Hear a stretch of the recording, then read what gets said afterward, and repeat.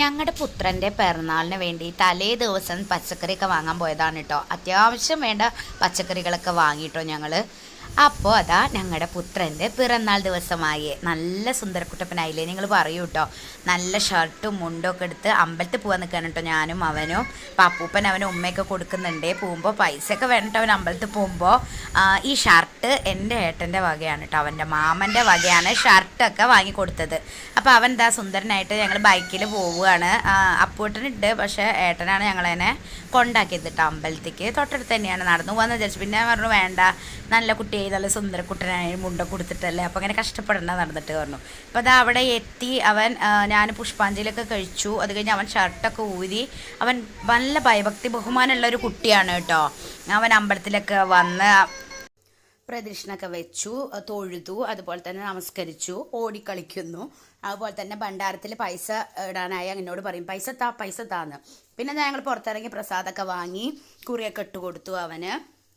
അവൻ നല്ല ഹാപ്പി ആയിരുന്നു കേട്ടോ. ഹാപ്പി ബർത്ത്ഡേ ആയി അവനെ ഭയങ്കര ഹാപ്പി കേട്ടോ. അപ്പോൾ അപ്പൂപ്പൻ അവിടെ ടാറ്റയൊക്കെ കൊടുക്കുന്നുണ്ട്. അത് കഴിഞ്ഞ് പിന്നെ ഉച്ചയായപ്പോൾ അതാ വിളക്കത്തെ അമ്മ ഇലയൊക്കെ വിളമ്പി. ചോറ്, സാമ്പാർ, ഉപ്പേരി, അവിയൽ, ഓലൻ, ഇഞ്ചിത്തൈര്, മാങ്ങാക്കറി, പപ്പടം, പാലടപ്രഥമൻ, ഇതൊക്കെയായിരുന്നു കേട്ടോ ഞങ്ങളുടെ ഇന്ന് സദ്യ. അവൻ്റെ പിറന്നാൾ ദിവസത്തെ സദ്യ എല്ലാവരും കൂടി സന്തോഷത്തോടെ ഒരുമിച്ചിരുന്ന് കഴിച്ചു.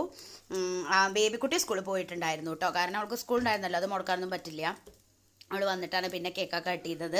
അപ്പോൾ ഇതാ നല്ല അടിപൊളി പായസമായിരുന്നു കേട്ടോ. നല്ല അപ്പൂട്ടനെ വേദുട്ടൻ്റെ അച്ഛന് പാലട വേണം എന്നുള്ളൊരു ആഗ്രഹമായിരുന്നു. അപ്പോൾ ഞങ്ങൾ പാലട ആക്കി. അപ്പോൾ ബേബി സ്കൂൾ വിട്ട് വന്നിട്ടാണ് ഞങ്ങൾ കേക്കൊക്കെ അടുത്ത് തന്നെ ഒരു ഹോം ബേക്കറുടെ അടുത്ത് കേക്ക് ഏൽപ്പിച്ചിട്ടുണ്ടായിരുന്നു. ഇതാ കേക്ക് വന്നു. മിൽക്കി നട്ട് കേക്കായിരുന്നു കേട്ടോ. നല്ല കേക്കായിരുന്നു, നല്ല ടേസ്റ്റ് ഉണ്ടായിരുന്നു, എല്ലാവർക്കും ഇഷ്ടമായി. അപ്പോൾ അവർ കേക്കൊക്കെ കട്ട് ചെയ്തു. നല്ല അടിപൊളിയായിട്ട് ബർത്ത്ഡേ ഞങ്ങൾ ആഘോഷിച്ചു കേട്ടോ.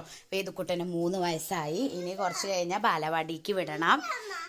കേക്ക് കട്ട് ചെയ്യാന്ന് പറഞ്ഞാൽ ഭയങ്കര ഇഷ്ടമാണ് കേട്ടോ. ക്ഷമ പറഞ്ഞ സാധനം ഇല്ല വേദുവിനെ ഇപ്പോൾ ഈടെയായിട്ട്. അപ്പോൾ വേദു ഇങ്ങനെ പറയണേ ഹാപ്പി ബർത്ത്ഡേ ടു യു ആണ് എൻ്റെ എന്ന് പറയാൻ കേട്ടോ. കുട്ടികൾക്കൊരു സന്തോഷം.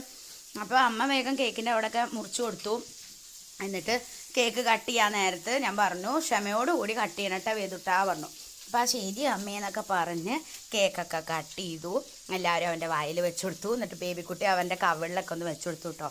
അങ്ങനെ എന്നും ഇതുപോലെ സന്തോഷത്തോടെ എല്ലാ ബർത്ത്ഡേയും ആഘോഷിക്കാൻ പറ്റട്ടെ എന്ന് ഞാൻ എന്താ പറയുക ആഗ്രഹിക്കുന്നു. അത്രേ ഉള്ളൂ കേട്ടോ. അത് കഴിഞ്ഞപ്പോൾ പിന്നെ ഞങ്ങൾ കേക്കൊക്കെ എല്ലാവരും ഓരോ പീസൊക്കെ ആക്കി കഴിച്ചു. കുറേ കേക്ക് കഴിച്ചു. അത് കഴിഞ്ഞപ്പോൾ വേദു നല്ല അടിപൊളിയായിട്ട് കേക്കൊക്കെ കുഴച്ച് കഴിച്ചു. അമ്മമ്മയുടെ വക നല്ലൊരു ഉമ്മയും കൊടുത്ത് അവസാനിപ്പിച്ചു കേക്ക് കട്ട് ചെയ്യൽ.